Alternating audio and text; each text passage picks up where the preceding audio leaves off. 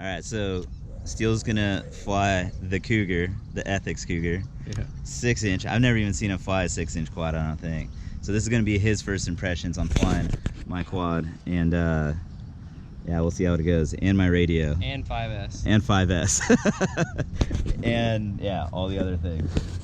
In a nice little spot for 5S also. And a Cmos camera.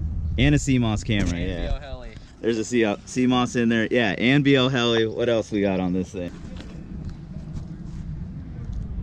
Oh god. 5S cracks. It's the GoPro one? I don't know if I turned it on. He good. Alright, let's see if this thing flies. I'm kind of scared.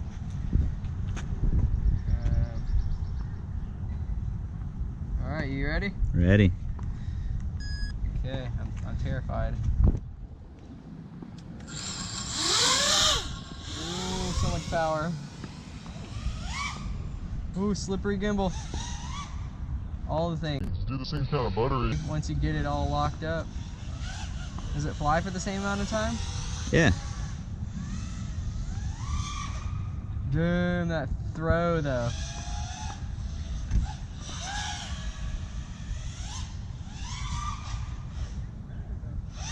How does it feel in terms of, like, say a 6-inch being kind of snappy? It's very snappy, but it's snappy in a different way. Like 6-inch is always really bitey. Yeah. And you have a little bit more expo than I'm used to. But I mean, it's still able to do all the things that I, can do with a 5-inch. Yeah. I would say the one thing is it's not as fast. Oh god, and it's floating. So if you like blip up on accident. Yeah, like that's the things you just get used to when Did you flying. see that ghost in the sky? That is a ghost. Dude, you can reach that no problem. You got plenty of power up there. Dude, look at that ghost. It's like a, I don't even know, but it looks hilarious. Okay, let's dive back down. Dude, this thing hovers. Now, dude, take it up and dive, and then just drop it at the last second. Oh yeah, I know. Just about catch that. it. Where you're just like, nah, nah, nah, nah, nah. Oh my god. I could have gone lower. I was a little scared. Yeah. Though. But it stops good. The prop wash, there's like nothing really, like, it's pretty good. There's a squirrel that just blew past everybody right now. Really? Yeah. Yeah, I'm a little, like, Betaflight still, to me, center stick doesn't feel as crispy.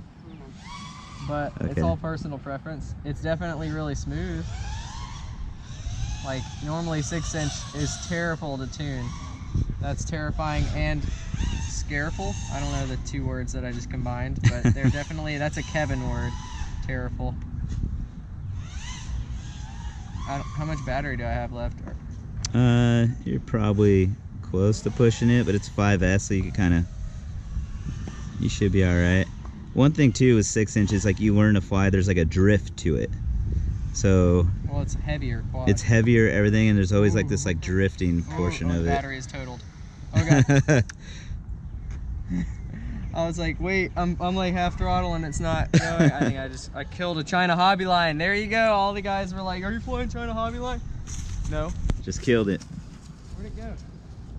I think straight in front of you. Looking at the screen too. Yeah, boy. There he Killed is. that battery. It's kind of warm. She's gonna blow. He's gonna pop. That matrix. Yeah, you took that battery full throttle down. What is it? It wasn't exactly a full pack though, so. Yeah. But yeah, so thoughts on the Coug? The Coug. I'd have to adjust the rates. The sun was blinding me. I'd have to adjust the rates, but I mean, for a 6-inch setup, I could see for long range stuff, it would work really well. For me, like, I would just put a lower KB. I'd put like a 2000, a 2100 4S, like a low pitch 6-inch setup, and just to go to the moon. Because I had a rig on bi-blades that was similar to that, and it would fly for like 8 to 10 minutes on a 1500. If you were like conservative, obviously. And I put a 2200 4S on it at one point, and it flew for 15 minutes. Like That's killing pretty it. serious. I mean, it didn't have any punch because it was fat and it was on bi-blades, but it was like, yeah. And the fatter the quad, like the lower and more throttle resolution you have, because it takes more for it to actually go up, but it's also scary at the same time because if you're not quick enough to move far enough, then you just go yeah, cartwheel. So I don't know. Cougar 2018, bro. I flunked it. I did Cmos, GoPro 6. How'd you like the Cmos? I honestly didn't notice a difference when I was flying, but when it was sitting on the ground, in both instances, it looks more cool. Like all the colors look cooler, as in cold, like they're bluer. I didn't notice any lag or anything. Yeah, so. That's what I noticed in the new one. The lag isn't really there. Yeah, on the. How about clarity? What is that? The Predator? That's a Predator. Yeah, Predator Micro or something. Yeah, I don't know. It has that little thing on it to make it bigger. Clarity was fine. I didn't have any issues. The thing I like about Cmos, or the thing that I like about Cmos is the wide dynamic range is really quick. Yeah. So like when you have a CCD cam and you're going like, I don't know, light to dark, Dark, it takes yeah. a while for it to change. And if you're used to it, then you're used to it. But if you're not, then it can be kind of scary. But Yeah. contrast is one thing that Cmos doesn't have as much of as CCD. And I'm so used to a lot of contrast that I look for different things, like a scraggle. Like I don't necessarily look for the scraggle, but I can see the base of the tree really well. Where that I could see more of the scraggle, but the base of the tree blended in. So I was like adjusting how I flew around the scraggle.